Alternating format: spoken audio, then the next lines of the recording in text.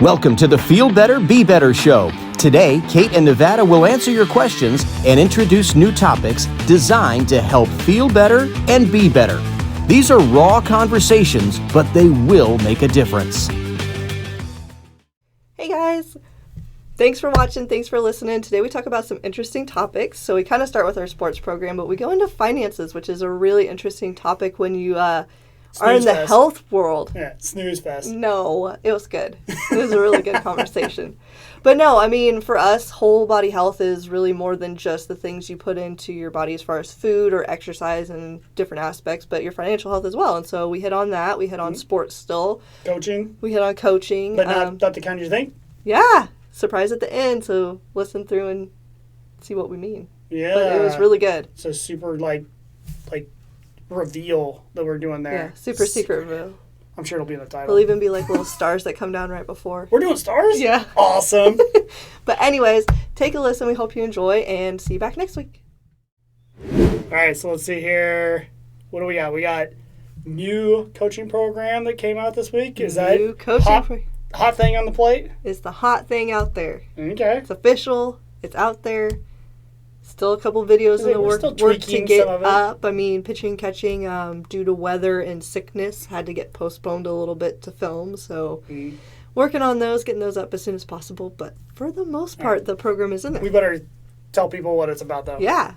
So it's for you softball and baseball coaches who are more beginner level, who are looking for resources to help elevate your practices, help teach and break down skills, and help your players be better at hitting, fielding, base running, pitching, catching.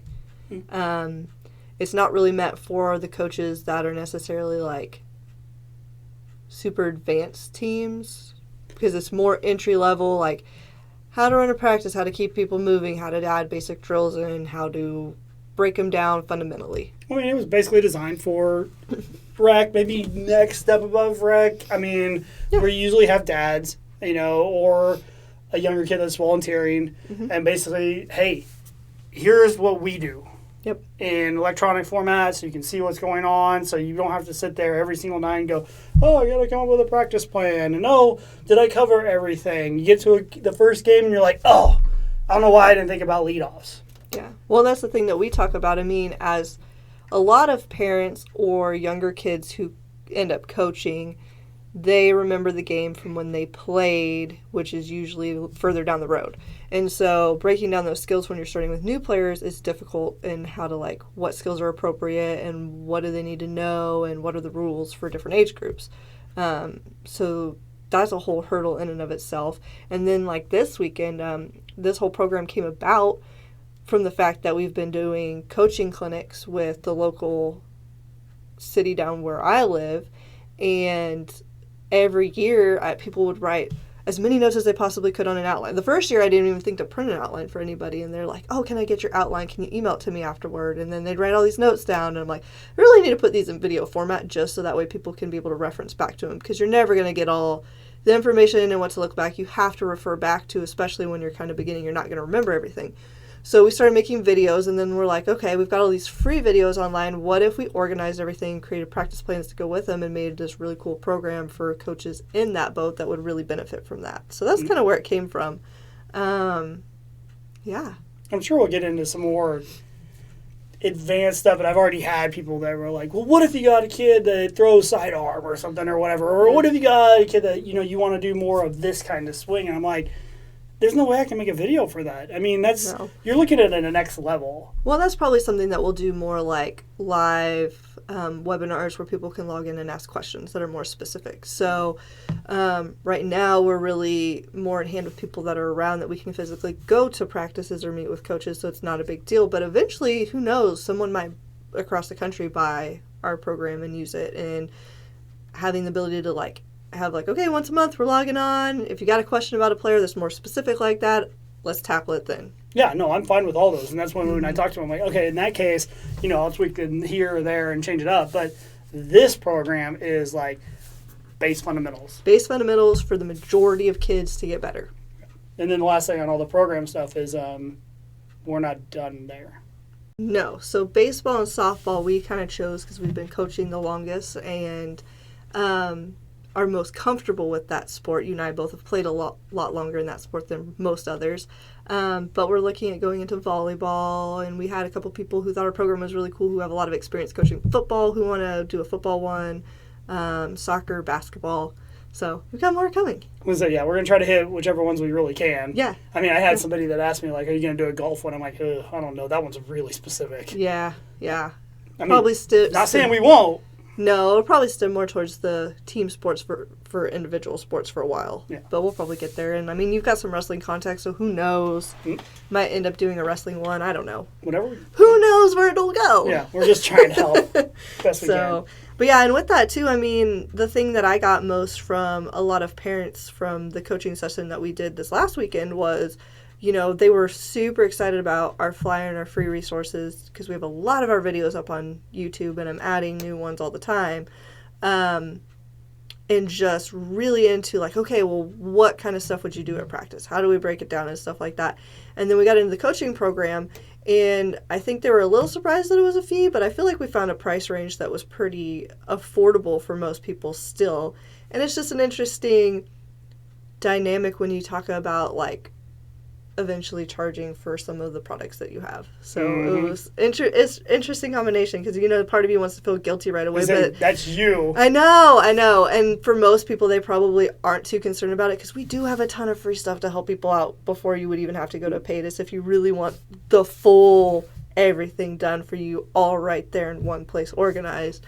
But at the same time, I mean, the program that we use costs money. I was going to say, I find it hilarious because I can see it when people are talking to you and you can see the look on their face. They're like, it's $97, you know, they're like, and you, or whatever we got it priced at, and you can see them be like, that's kind of a lot. And you're just like, I can see the debate running in your head. You're like, yeah, let's see here. 6 years of experience multiplied by all the hours put in to develop all these plans, multiplied by, okay, the video and recording equipment, okay, the web hosting, the fees to set up to be able to take payment, all the things that go into it. And it's kind of like, I'm sorry, I didn't donate everything to be able to allow you to have all of this on your own, even though you can go work a little while to get your own stuff done. Yeah, that was even with like the hitting program stuff. I mean, we've had a lot of great people who $10 a session, not even a problem for small group come hitting, don't even worry about it. But then some people are like, oh, I have to pay $10 to come hit. It's like, well, the facility costs for me to rent it, and the equipment costs because I got to replace balls because eventually they get warped and turned bad. And tees because I swear we break 2 of them at least a year. I get back to 3 and then I'm back down to 1 by mid-season. We haven't even made it to mid-season. I know. And so, I mean, at the end of the day, there's really no take-home from any of those. And people think we're making like a ton of money off of it. It's like, no, not really. I mean, really just covers my costs. Yeah, it'd be nice if we get, we're both just sitting back going like, maybe one of these days we'll be able to be like, made a profit, yeah! Yeah, so it's just an interesting dynamic. And I know you know better than anyone because you've been in the financial world forever. Yeah. So...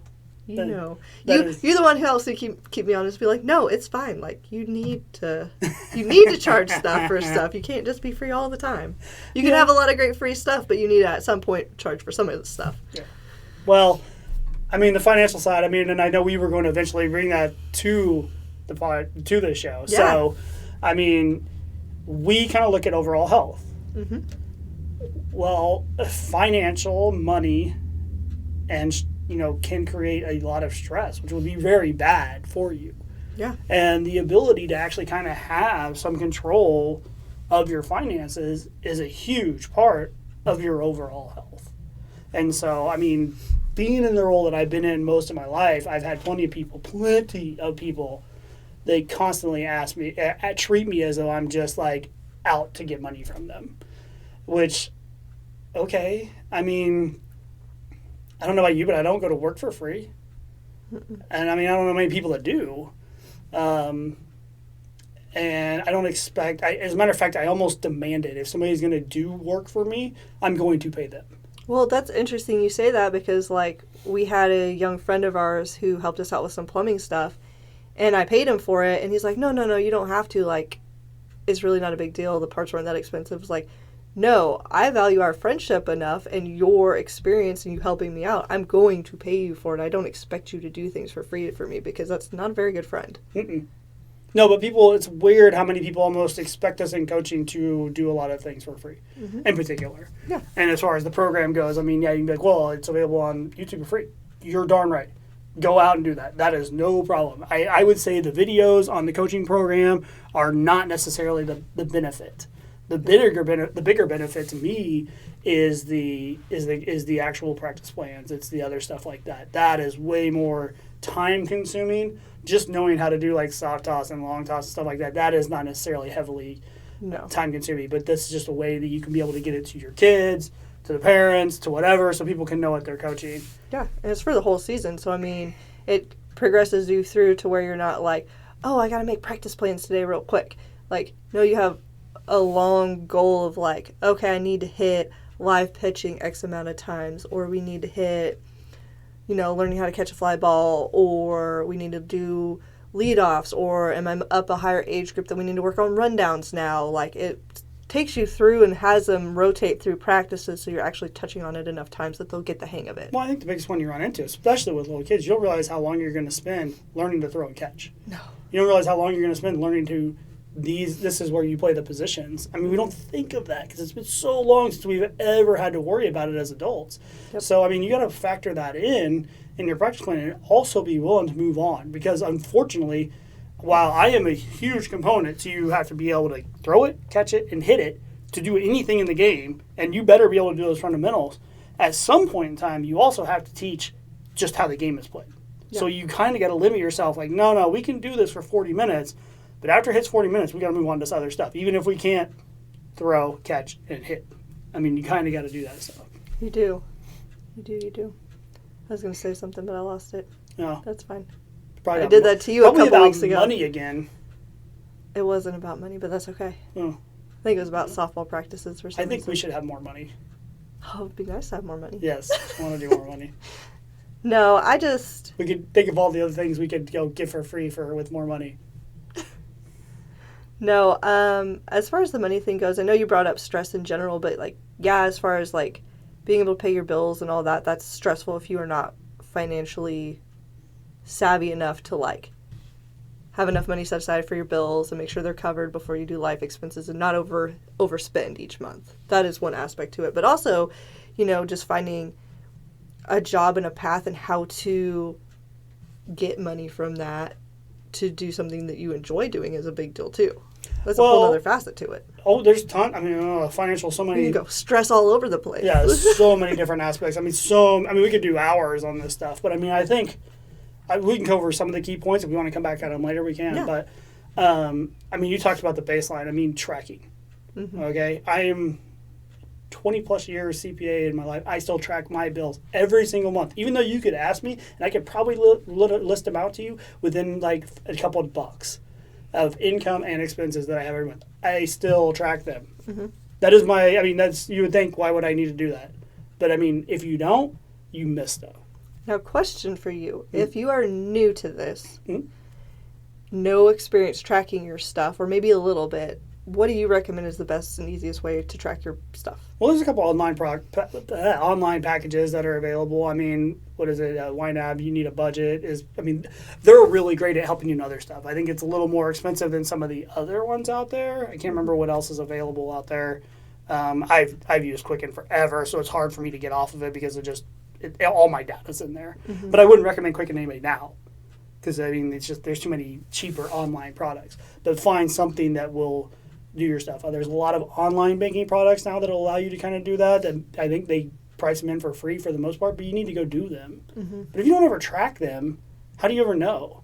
I mean, it would be like, what's a good analogy is sports-wise? I mean, it'd be like if you're constantly doing push-ups but not counting them.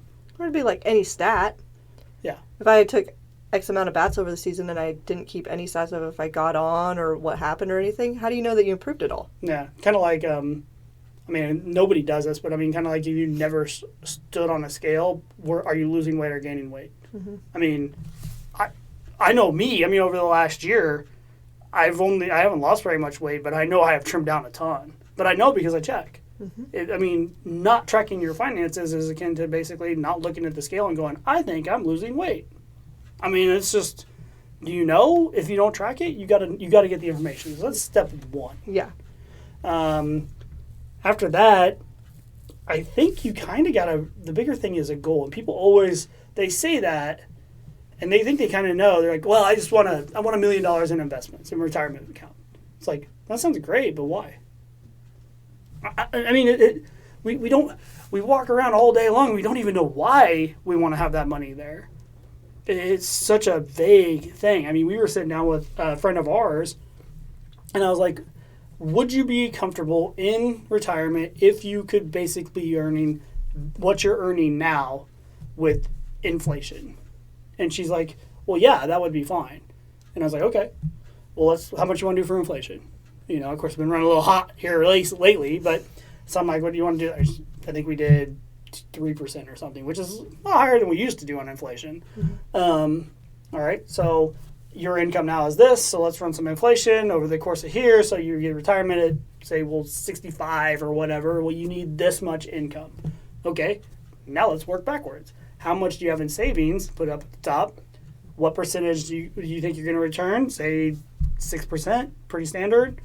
All right, how much do you got to calculate? And we just threw in a spreadsheet. And it's just like, how much do you have to contribute, et cetera.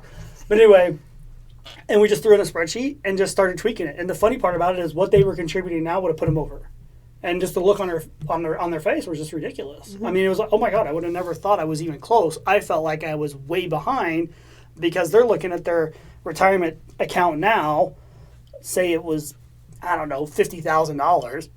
How in the world in 40 years can that be enough to retire on and live the same life you're living? Yeah. And that compounding interest and that stuff is huge. So if you want to get a goal, you got to have an idea of where you want to be.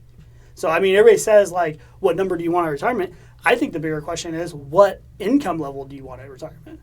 If you just want to replace where you're at now and you're fine with that, okay, that's easy. You just put it in, well, I'm going to turn 65 at 2038 or whatever it is, you know, okay, well, what do we think inflation will be then? Boom, it's this number. Okay, now I just got to work back and figure out where I'm at and what I got to contribute. Now I have a goal. Now I just have to get there. Mm-hmm. And there's so many people that will come back and be like, I did not realize how good I had it going. I'm fine. I only got to do $200 a month. Well, with that too, like, it reminds me of the fact that buying rentals, I had to do a personal financial statement. And as far as just tracking stuff, but even knowing what you have asset-wise and what's building on the side, I, comparatively to my sisters who are younger than me and don't have, student loan debt or own a house or any of that stuff, like, I have a lot more diversification in money, other places, in assets and even debt, but just all of that, I have more going on than they did.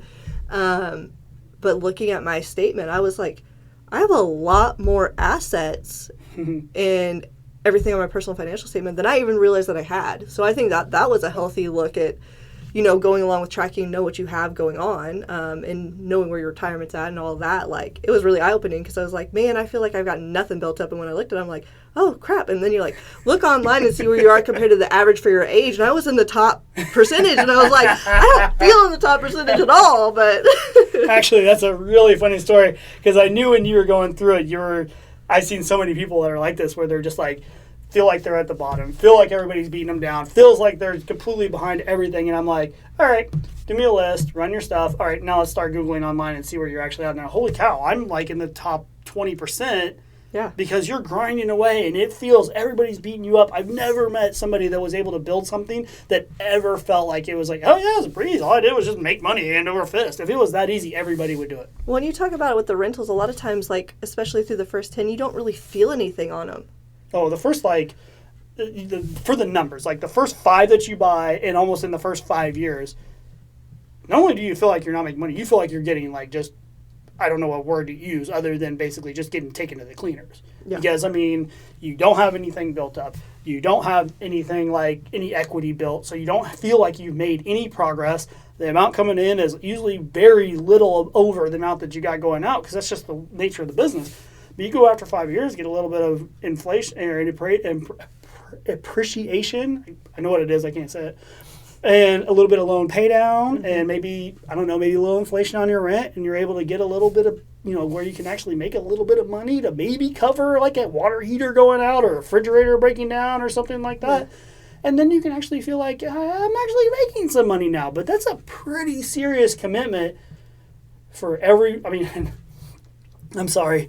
Everybody just sees rental landlords as they're just rich people have all this money, whereas 90% of them, as far as single owner people, individual owners, which is a lot more rentals than you realize, are just people that are doing it to like be that is their best nest egg. That is their only thing, and they're hoping like crazy that it'll still be worth something when it's done, because they aren't going to make money off of it.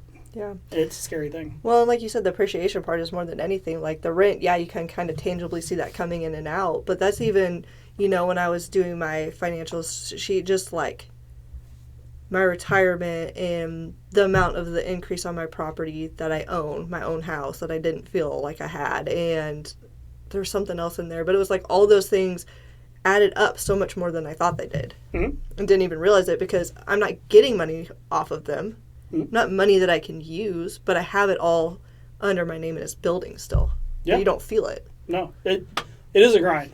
I mean, we look at our parents who have these nice houses and these nice cars and all this stuff, and you see the end result. You don't see the 20 years of grinding. Mm-hmm. You don't see the mistakes that were made, and you feel like you're behind the 8 ball, and you should have this premium, nice 4-bedroom house in the suburbs with 6 bathrooms or something or whatever, and a bar and pool and everything. And you're like, it took the rest of the world, 30 years to be able to get a little piece of that. Mm-hmm. I mean, it is a tough grind. I mean, and if it was easy, everybody would do it. It is that simple. You have to grind away. And it's hard. But sometimes doing some of those calculations to know where you need to be at can give you the actual goal. The next one is perspective. I'm really impressed that you came back to the right tip, because I was like, we got real distracted in there. You know me. I mean, I'm all tangents. The next one is perspective. And this one's got to be one of the hardest ones to get through people. Because I kind of get it at my job all the time. Like, everybody just thinks I'm all about where I work at. Because I kind of expect people to act like people there. So, I mean, I'm busting my butt trying to get everything done to make it all as easy as possible, but I know there's stuff that I do that absolutely drives people crazy where they're working. Like, something that I have no control over that I'm trying to limit will impact them, and they're going to see it like I did it to them. There's no way I can fix that. I know that's going to be that way. But I don't really do that to them, because my perspective is my job is there to be able to keep these bills paying, to pay down these debts, to invest this money so that I can do the things that I want to do outside of there. And that's kind of where we're doing here with this show. And we're doing with the program. And we're doing with the coaching and all that stuff. That's what I want to do. Mm-hmm. We already talked about how great it pays. So I'm going to have to find somewhere else to be able to make sure we have money to be able to pay the bills over there. So that's why I do my day job. So my day job is paying the bills so I can do the things I want to do in life. Without that, I can't do what I want to do. It doesn't matter what job it is. It's going to turn into a job. They still have to pay you to be there. You're not going to want to be there. If you want to be there, though, to pay your bills, your perspective changes. That one's hard. It's real hard. Either you recognize it or you don't. Mm-hmm. That one's really, really difficult. So, can you think of any other ones? I mean, kind of drawing a little bit of a blank here. No. On other things that you would do. Oh, sorry. Last one. Completely, I knew I was going to get. All right. I don't care what it is, start saving. I get it. Everybody's like, I don't have any money. There's no wiggle room in my budget. Yes, there is. Whether you want to or not, there is a wiggle room in there somewhere. May have to, not eat out as much. May have to whatever this. And I don't care if you can only afford $5 a week. Fine. Do it. Set the automatic deposit. If you got to raid the account later, fine, no problem. But you have to develop the habit of saving. We just don't. We're not inherently on doing that. So you have to do it. And I've raided my account tons of times, multiple times, in the last week. But I have the habit of doing that, and that's where I've been able to clear some of the stuff I have. But everybody just acts. It seems so daunting. $1 million and I have $20. I mean, it's I can't. It took me 6 months to save up, $500. How in the world am I ever going to get to $100,000? Well, if you never save the first 20, you're never going to get there. Mm-hmm. I mean, just do what you can. Because, I mean, here's the kicker. You may not be able to get to $200,000 that you need to be able to retire on, but it'll be a whole lot easier if you're at 180. You might get some, good market things that makes it okay. But if you just do nothing, it's going to be real hard. Yeah. I find it interesting, too, because when we had that conversation, you have quite the system set up for money to automatically go into all kinds of places for you to create that habit. No, done. Yeah, and you wouldn't think that. I mean, but to me, I have them all automatic. I'm like, as soon as I know things are going to hit here, so it's going to deposit in my account for my job here. So on 2 days afterwards, I want it going out to this savings account, this savings account, and this savings account, and all this stuff's moving over there. I never see it. So all I got to pay attention to is my bank account and make sure I'm good. Mm-hmm. And then I have a good idea of what I'm spending every month too. So I'm like, I know it's got to be this and that. Now, granted, all the sports programs and all that stuff is eating up a lot of that kind of savings, and I've had to, take money out of savings for that. But I know I'm doing it, and I got to go do that. Every time I take the money out of the savings account, I got to go physically do that. Mm-hmm. And that's when you remember, you're like, oh, yeah, we're going to go with a less soda this week. Yeah. We're going to not go out for an extra coffee. Or I'm not going to get that dessert that I want. Ooh, dessert does sound good, though. We do have ice cream in the back still from our team thing yesterday. You'd think. We're about to be out of ice cream. So, but with that, too... You started doing that. I'm sure you've seen a difference, haven't you? Yeah, I mean, with that, though, when it comes out right away, like you said, then it's not even in there as an option anymore until you go move it. Whereas it's so easy to be like, oh yeah, I need to go move money over, and then you look at your bank account because you're like, I gotta get groceries, gotta do this, and then you look at your bank account like, crap, where'd all my money go? Mm-hmm. Because you still have a general idea of what you're spending, kind of where you're at, but then when you look, maybe you spent an extra $25 at the grocery store after your bank account. Whereas if you would have taken that out, it wasn't even an option for you to spend. Mm-hmm. So, I mean, yeah, I have noticed because there's a couple things that I've had to kind of save up and put money towards. And for one, a couple of my bills are every 6 months, and so it's like, if I wait till they come, that money's never going to be in my account. I'll do it next month. Yeah. I'll do it next month. Yeah. Oh, yeah. So instead of it being like, okay, that breaks down to this, and this per month, when I get to 6 months, it's all going to be in my savings account for me. So then it's there. And hopefully I haven't needed it for something else, and it'll be there and I can use it.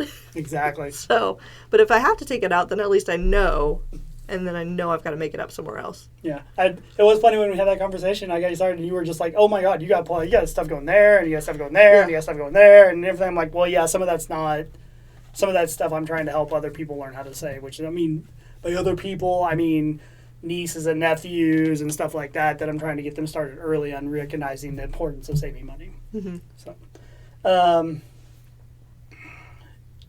now, as far as like doing your own business stuff, we can get into that sometime. I don't think we're going to hit it here. We've already been going long enough. But I do want to take a minute to at least mention Adam on that stuff because I know he's changed your perspective. I love Adam. Yeah. He's awesome. Since you said that and I introduced him to you, I'm just going to say he's okay. He'll really be sad. Yeah, actually, I've been on Adam's podcast. Me and Adam are friends. I'm just giving you used Adam too for business coaching. That's why you recommended him to me. And, going through all of this stuff, I feel like I've always been ambitious and had a lot of things I want to do. But I'm not the type of person who's good at, like, making that final jump of, like, okay, I'm going to put it out there, and it's not going to be perfect, but it's going to be good, and people are going to get value out of it, and I'm going to charge for it, and I'm going to, like, actually run it like a business. And so I think he did an excellent job. We have one more session left, so I can't believe we're almost done. But he did an excellent job of, like, piecing together a plan for what are your core values of how you want to run things. And so if it does not fit in your core values, is it really something you want involved in your business? What are things you tell yourself that limit you from getting stuff done? I mean, for me, and we'll probably talk about this when we eventually have him on the show at some point, I'm very much a perfectionist, so it's really hard for me. I'll procrastinate and sometimes not put stuff out that I don't want to, or reach out to people to maybe, like, get the word out about something I'm doing because it's not perfect. I had to get over that real fast. So, I mean, there's just a lot of stuff. And when we went to talk about a lot of that stuff here this last session, it was like, Oh yeah, I've gotten a lot of stuff done that's really just like blown through those walls. And so I mean, he's just awesome at like breaking all that down and helping you get better for your goals specifically and tailored towards your personality and the things you have going on in your life. Well, I mean, that's what we're mentioning Adam. I mean, basically, for anybody that's curious, I mean, it's Adam Gregg, Decide Your Legacy. He's great. He'll do remote, so if you guys are across the world, he can do you. He's got a podcast. Yeah, it's awesome. Decide Your Legacy podcast, so it's got great information, too, that's helpful. Yes. But I think the biggest thing we're going to come back in, why we do love Adam, and Adam's great. Mm-hmm. The biggest thing to me is getting a coaching program. Mm-hmm. I mean, we're talking coaching in sports. This is talking about business and self-help. Because, I mean, he hit stuff on you that I wouldn't necessarily put on business. Oh, yeah. He hit on me, too, which is fine. But, I mean, we are part of our businesses. We are stuff that impacts the people in our business and the social interactions that we have. Yep. So you got to focus on that as well. But what I'm trying to get at, though, is that if you know somebody good that you are thinking about going to, you should do it. Yeah. I mean, you should do it. I mean, because you're able to get an outside perspective from those professionals that they're in and good to help question exactly where you're going in your goals and your directions and your things that you're looking for. And Adam's really good at that, which is why we're going to have him on the show in a couple weeks here. And I mean, we're going to grill him on a couple other aspects, but we may not hit exactly what he does, like in his business. But I know he's up for it. We've talked to him. Yeah. But it's just one of those things that so many people are like, I don't need that. And you're like, everybody I think needs you do it. need it. You don't learn how to play. You don't learn how to play baseball on your own. Somebody shows you how to throw. I don't care how good you might be, just even a natural entrepreneur. It doesn't matter. You are going to have aspects of whatever you do that is weakness to you. And unless you have someone who can help mentor you and help you figure out the direction you want to go and help you find, visualization and be able to bounce ideas off of and help you grow in different ways. And it might not be a business coach. It might be someone else that you find a mentor with. And you might find different ones at different times for different aspects of your life or your business or whatever. But if you don't ever find anybody else, I feel like you're severely limited in how much you can actually accomplish. Sure. Now, not to take anything away from Adam whatsoever, but I mean, I would like to say I had a little bit of input on your changes. But are you really going to claim perfectionist still? I've gotten a lot better. I'm just saying, because I don't think you can really claim that anymore. I don't think I can, because proof positive from the course that I put out, it is not perfect. Well, I think it is very good and valuable, but if I was waiting for perfection, it would probably be about another year till it came out. Yeah, I think what I'm saying is your perspective in between Adam and myself of just kind of going like, look, we got to get people stuff. Yeah. I understand it may not be right. I understand it may not be perfect, but we at least got to get them something. Yeah. When I heard I think it was a podcast maybe I was listening to, or I can't remember who said it. It wasn't one of you guys, although you've parroted a similar message, so it feels relevant to everything we're talking about. I heard somewhere it was like, if you don't get the information that you are kind of an expert at or have a gift at out to other people to help them, even if it's not perfect, then you're basically depriving them of your help. Pretty much. And so, same with coaching. I'm not perfect coaching. I don't claim to be. I don't claim to know everything, but I've helped a lot of girls get better. And even boys. I mean, we've had a lot of boys in our hitting camps. And while I haven't coached baseball specifically, we've had a lot of baseball boys come through that tweaked a lot into their swing and helped them be better hitters. And yeah, I'm pretty sure if you coached them, they would be perfectly fine. I think they would too. I just haven't. Yeah. But, if I had been, I need to be the perfect coach before I take on a head coaching role, there's so many players that, I would have coached throughout these years that never would have had a chance for me to coach them, and who knows would have coached them at that point. Maybe someone good, maybe someone who didn't know anything and then they quit. Mm-hmm. Like, I don't know. Well, I look back on way before we did Adam, but even still, I mean, me and you worked pretty hard at coming up with some of those coaching plans. We worked pretty hard at coming up with different rental checklists and stuff we were going to do and different leases and ideas and everything like that. And then, what a shocker with me, the way I always am, 2 weeks later, I'm going, all right, I know we busted our butts to make sure it was perfect. Let's take another look at it. Is there something we would change? And ever since then, I mean, in a way, I've been kind of beating into you a little bit of the fact of like everything changes all the time. Mm-hmm. You put it together the best you can, you put out what you best you can, and then you're going to fix it, and then you're going to change it, and then you're going to tweak it. And so like a prime example with this coaching program, it's like, here's what we can put out. We'll put it out. I know I want to change some of the videos. I know I want to change some of the details in there. But if I don't get it out, nobody gets it. Exactly. Well, and I feel like you're really good about pushing to like, no, we just need to get, like, we just need it. Like, we just need the walkthrough documents. We can fix them later. We just need whatever. Doesn't matter what area it is, but we just need to get it done. I think I literally had one that was a lease. That's like, this is a year-long lease. What are you going to do? I'm like, don't worry, we'll fix it later. Oh, it's a year-long lease. I'm like, if everybody agrees to it, it's not a big deal. Yeah. But these changes got to happen in order. They need to move in. This needs to happen to change it. And what are we going to do? The lease was already signed. Well, if we do these changes, it's going to go to this. Do you agree? Yeah. Okay. Well, then we'll all change it then. I mean, we get so enamored in the fact of like, well, the contract says this. And it's like, well, yeah, but if the contract's between me and you and we say, yeah, I know it says that, but we're going to do this instead, that contract can be superseded real fast. And you still got to work with people on it. So don't think you're going to get locked in so much. Yeah. There's very few things are set in stone for life. I was going to say, that was the perfectionist side of things, but the other one you had was that you would probably call yourself slightly antisocial. Yeah. Sorry, slightly antisocial. I mean, you know, if you looked at me back in high school, about as antisocial as you could possibly be. Antisocial might not be the right word, but what was the one we used for that one? Introverted? More than introverted, shy. Sure. Yeah. I don't think you can claim that now. I know. I'm kind of talk to people a lot now. I went out the window real fast after the last year of having to talk to all these people, and now it's not scary when they come in and I have to talk to them. I don't get the anxiety in my stomach anymore.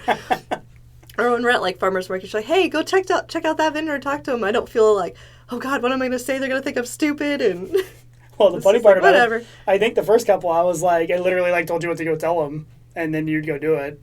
But I think the biggest thing on all that stuff is it changes when you have something that you're passionate about, and the only way we were able to get to the thing that you were passionate about was to be able to get you an idea of where you were sitting in your financial world, to be able to figure out a goal of where you could go and how you could go successful. So, I mean, it comes right back to everything we kind of talked about today. I mean, we started with the coaching program.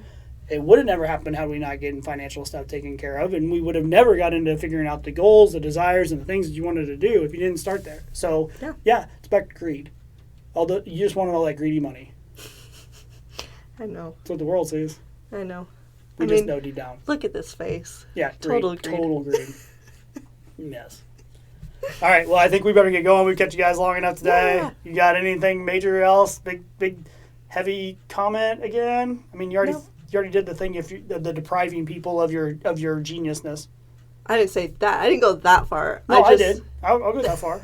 It was just an interesting thing because it makes you feel, being a helper type person, then it makes you feel less guilty about putting your stuff out there for people to be able to use. Because it's like, oh no, I really am taking away the ability to help people. Yep. So it changed the conversation to feel less salesy and more like, no, my goal is really, I do genuinely want to help players get better and coaches be better. And that's the best way I can do it. Yep. So. All right, well, thanks a lot. Have a good night. Yep.